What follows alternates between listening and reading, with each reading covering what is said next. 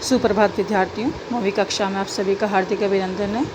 बच्चों, आज मैं आपको चतुर्थः पाठ है पाठ 4 कल्पतरु, इस पाठ का अनुवाद समझाने जा रही हूँ। आशा है कि आप ध्यान से सुनेंगे। कल्पतरु, इस पाठ का मतलब समझेंगे। ऐसा वृक्ष, तरु मीन्स वृक्ष, जो कल्पनाओं को पूर्ण करता है, अर्थात जो हम सोचते हैं उन कल्पनाओं को, उस सोच को जो पूरा करता है उसे हम कल्पतरु कहते हैं। इस पाठ में एक ऐसे ही कल्प वृक्ष की कथा है जो हमारी इच्छाओं को पूर्ण करने वाला होता है। पहले इस पाठ का परिचय जानते हैं। प्रस्तुत पाठ वेताल पंचविंशति नामक कथा संग्रह से लिया गया है, जिसमें मनोरंजक एवं आश्चर्यजनक घटनाओं के माध्यम से जीवन मूल्यों का निरूपण किया गया है। इस कथा में जीमूत वाहन अपने पूर्वजों के काल से, पूर्वज मतलब जो हमारे पहले हमसे पैदा हुए हैं, पूर्वजों के काल से गृह उद्यान मीन्स घर के बगीचे में आरोपित कल्प वृक्ष से सांसारिक द्रव्यों को न मांगकर, सांसारिक द्रव्य होते हैं सोना, पैसा, चांदी, हीरे, जवाहरात आदि, सांसारिक द्रव्यों को न मांगकर संसार के प्राणियों के दुखों को दूर करने का वरदान मांगता था। वह सांसारिक द्रव्यों को नहीं मांगता, धन आदि को नहीं मांगता। वह क्या मांगता है कि जो संसार के अंदर जो प्राणी हैं, जो लोग हैं, उनके दुखों को दूर करने का वरदान मांगता है। क्योंकि धन तो पानी की लहर के समान चंचल था। जैसे पानी की जो लहरें हैं वे आती हैं चली जाती हैं, इसी प्रकार धन भी बिल्कुल पानी की लहरों के समान चंचल आता है और चला जाता है। केवल परोपकार ही इस संसार का सर्वोत्कृष्ट तथा चिरस्थायी तत्व है। तो आगे समझते हैं।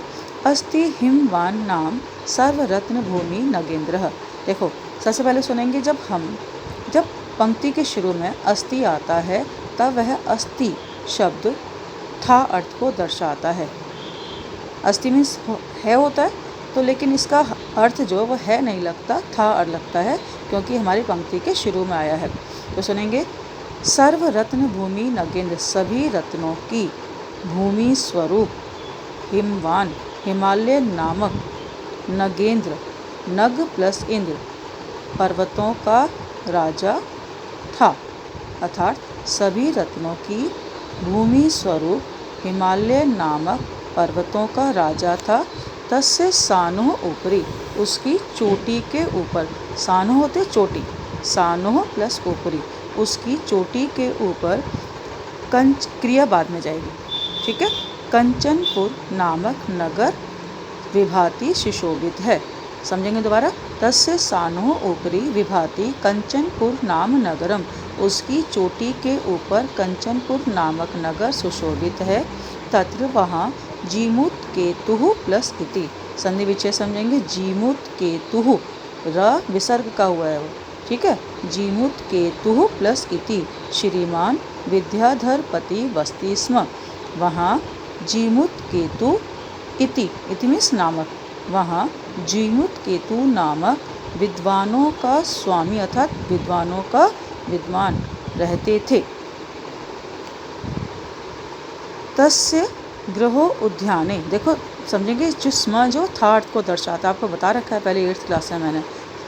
वसती रहता है, वसती स्म रहता था।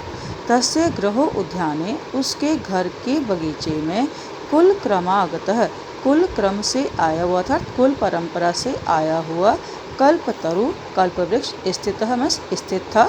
स राजा जीमूत केतु तम कल्पतरुम आराध्य तत्प्रसादात् च बोधिसत्व अंश संभवम जीमूत वाहनम नाम पुत्रम प्राप्तनोत।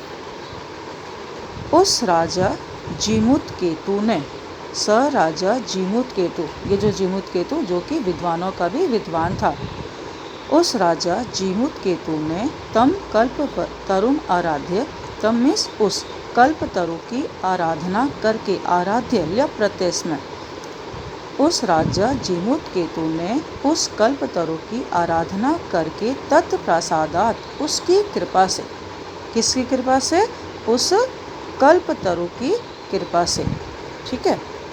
बोधिसत्व अंश संभव, बोधिसत्व के अंश से उत्पन्न, अर्थात महात्मा बुद्ध, बोधिसत्व महात्मा बुद्ध को बोलते हैं, महात्मा बुद्ध के गुणों से युक्त जीमूतवाहन नाम पुत्रम प्राप्नोत, जीमूतवाहन नामक पुत्र को प्राप्त किया।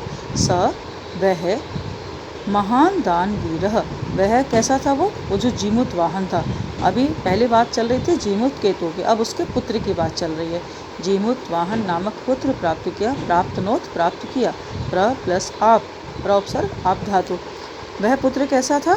स महान दानवीर, अब ये विशेषण है, वह महान दानवीर अर्थात बहुत दानवीर, सर्वभूतानुकंपी च, और सर्वभूतानुकंपी सभी प्राणियों पर अनुकंपा अर्थात दया करने वाला हुआ। अर्थात वह महान दानवीर, वह जीमूतवाहन महान दानवीर सभी प्राणियों पर, भूत मीन्स प्राणी, सभी प्राणियों पर अनुकंपी मीन्स अनुकंपा करने वाला था, दया करने वाला हुआ। तस्य गुणैः प्रसन्नः स्वसचिवैः प्रेरितः राजा कालेन संप्राप्त यौवनं तं यौवराज्ये अभिषिक्तवान्। तस्य गुणैः उसके गुणों से, अर्थात उस जीमूतवाहन के, उसके गुणों से प्रसन्न स्वसचिवैश्च प्रेरितः, और अपने सचिवों से अर्थात मंत्रियों से प्रेरित राजा ने कालीन समय से संप्राप्त यौवनम समय से यौवन को प्राप्त उसे, अर्थात उस जीमूतवाहन को, उसे यौवराज ये अभिषिक्तवान, उसे युवराज के पद पर अभिषिक्तवान, युवराज के पद पर अभिषेक कर दिया, अर्थात युवराज बना दिया। यौवराज्ये स्थितः स जीमूतवाहनः कदाचित् हितैषिभिः पितृमंत्रिभिः उक्तः।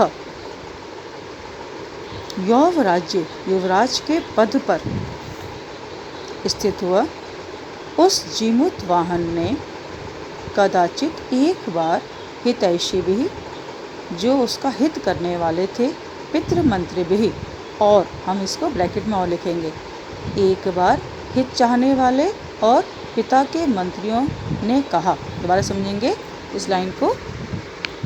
युवराज के पद पर स्थित हुए उस जीमूतवाहन को एक बार हितकारियों और पिता के मंत्रियों ने कहा। क्या कहा?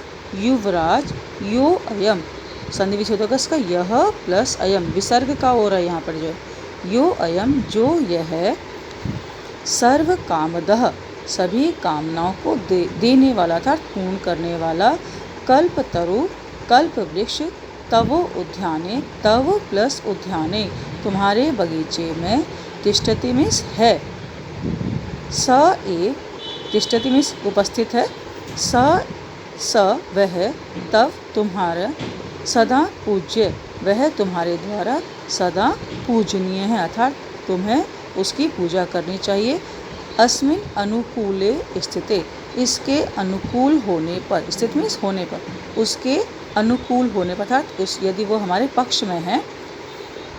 शक्रो अपि, शक्रः प्लस अपि, इंद्र भी, न अस्मान् नहीं हमें, बाधयितुं शक्नुयात् बाधित कर सकता, अर्थात दोबारा समझेंगे, अस्मिन् अनुकूले इसके अनुकूल होने पर, इसके अनुकूल होने पर मीन्स उस कल्पतरु के अनुकूल होने पर, अर्थात यदि वो हमारे, यदि उसकी हमारे पर कृपा है, उसके अनुकूल होने पर, स्थिति मतलब होने पर, इंद्र भी, न मतलब नहीं हमें बाधित करने में समर्थ, अर्थात इंद्र भी हमें कोई बाधा नहीं पहुंचा सकता।